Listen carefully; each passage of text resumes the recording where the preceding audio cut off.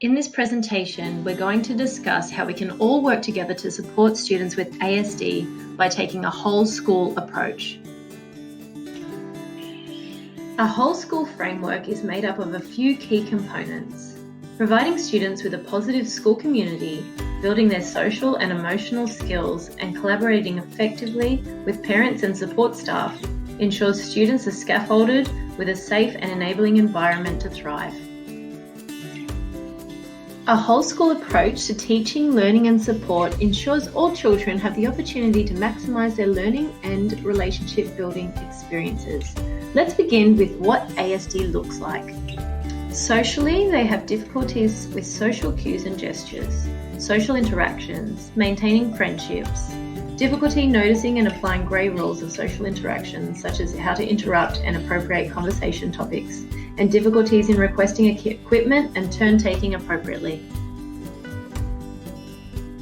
Generally speaking, they have some communication barriers in oral and written comprehension, difficulties understanding abstract concept, preferring literal, being able to imitate or reproduce model social behaviours, difficulty applying learnt skills to new tasks, and sustaining attention.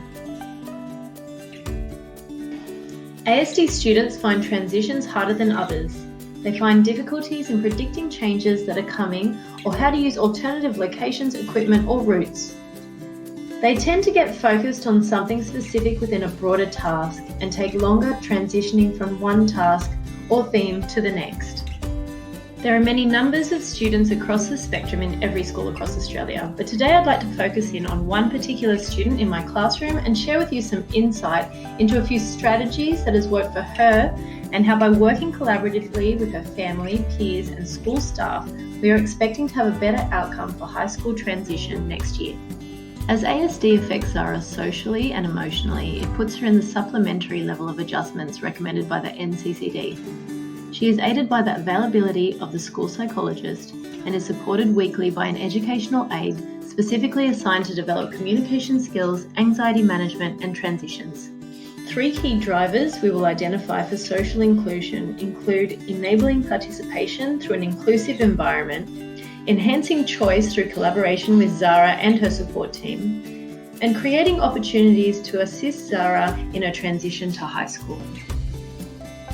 The first step to improving academic outcomes for all students is acquiring and applying social and emotional learning skills.